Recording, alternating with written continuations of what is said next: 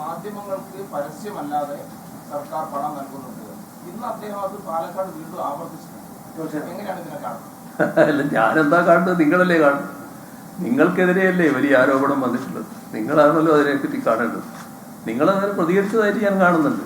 അപ്പോൾ ഏതെല്ലാം തലത്തിലേക്ക് കാര്യങ്ങൾ എത്തുന്നു എന്ന് മാത്രം നിങ്ങൾ ആലോചിച്ചാൽ മതി. അത്രയേ ഉള്ളൂ. ഇത് സ്വയം ആള് പരിഹാസ്യനാകാൻ തീരുമാനിച്ചാൽ പിന്നെ അതിന് മറ്റൊരാൾക്കും അദ്ദേഹത്തെ രക്ഷിക്കാനാവില്ല. സ്വയം തന്നെ ഇങ്ങനെ ചില കാര്യങ്ങൾ വിളിച്ചു പറയുന്ന നില വരുമ്പോൾ എല്ലാവരും അതൊരു പരിഹാസത്തോടെ കാണുന്ന നിലയാണ് ഉണ്ടാവുക. ആശാ വർക്കർമാരുടെ സമരം ഇപ്പൊ 100-ാം ദിവസത്തിലേക്ക് കടന്നിരിക്കുകയാണ്. അങ്ങ് ഇവിടെ വാർത്താ സമ്മേളനം നടത്തുമ്പോൾ തന്നെ അവർ തിരുവനന്തപുരത്ത് 100 പന്ത കൊടുത്ത് അവർ അവിടെ പ്രതിഷേധം നടത്തുകയും ചെയ്യും. ആ സമരം തീർപ്പാക്കാൻ ഇനി ഏതെങ്കിലും തരത്തിലുള്ള ഇടപെടൽ ഉണ്ടാകുമോ? ഇപ്പൊ തൽക്കാലം ഒരു ഇടപെടൽ ഉണ്ടാകുന്നു.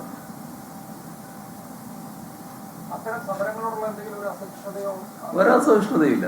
സമരത്തിന്റെ വഴിക്ക് നടക്കട്ടെ. നമ്മൾക്കായിട്ട് ഇപ്പൊ ഒത്തുതീർപ്പിന് ഒന്നും ശ്രമിക്കാൻ കഴിയില്ല. ശ്രമിച്ചതിന് ഫലം ഉണ്ടായിട്ടില്ല. അതുകൊണ്ട് തന്നെ ഇപ്പൊ വേറെ ശ്രമമൊന്നും ഉണ്ടാവില്ല.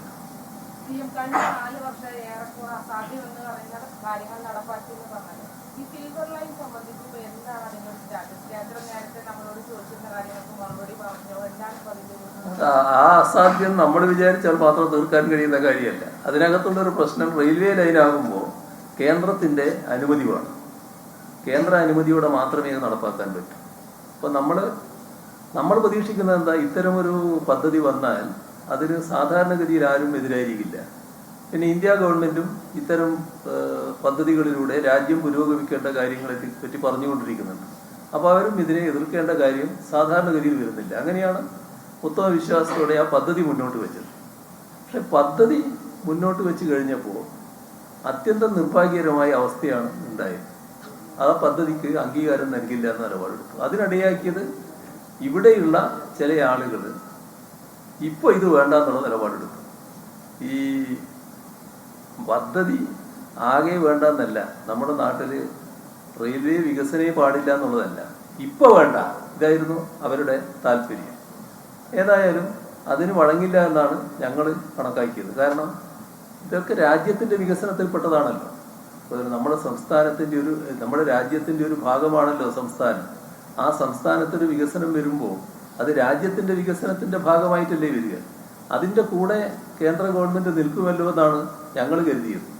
പക്ഷേ ഈ പറഞ്ഞ വികസന വിരുദ്ധരുടെ കാഴ്ചപ്പാടിനോടൊപ്പം നിൽക്കുന്ന കാഴ്ചയാണ് നമുക്ക് കാണാൻ കഴിയുന്നത്. അത് തീർത്തും രാഷ്ട്രീയമായിരുന്നു. ഇപ്പൊ വേണ്ട എന്ന് പറയുന്നതിന്റെ പിന്നിലുള്ള ഒരു രാഷ്ട്രീയമുണ്ട്. ആ രാഷ്ട്രീയത്തിനോടൊപ്പം അവർ നിന്നു. അവിടെ നിൽക്കട്ടെ തൽക്കാലം നമ്മൾ നിശ്ചയിച്ചു. കുറെ ശ്രമങ്ങൾ നടത്തി. അത് ഒന്നും ഫലപ്രദമാകുന്നില്ല എന്ന് പറഞ്ഞ് കണ്ടപ്പോൾ വെറുതെ അതിനുവേണ്ടി സമയം കളയണ്ടായിരുന്നു. അവിടെ തൽക്കാലം അവിടെ നിർത്തിവെച്ചു. കുറച്ച് നാൾ കഴിഞ്ഞപ്പോൾ നമ്മുടെ ബഹുമാനായ ഇ ശ്രീധരൻ ഒരു നിർദ്ദേശം മുന്നോട്ട് വെച്ചു. ഇതേ പദ്ധതി തന്നെ അദ്ദേഹത്തിൻ്റെതായ കാഴ്ചപ്പാടിൽ ഇങ്ങനെ നടപ്പാക്കാമെന്ന് പറഞ്ഞുകൊണ്ടൊരു നിർദ്ദേശം വന്നു.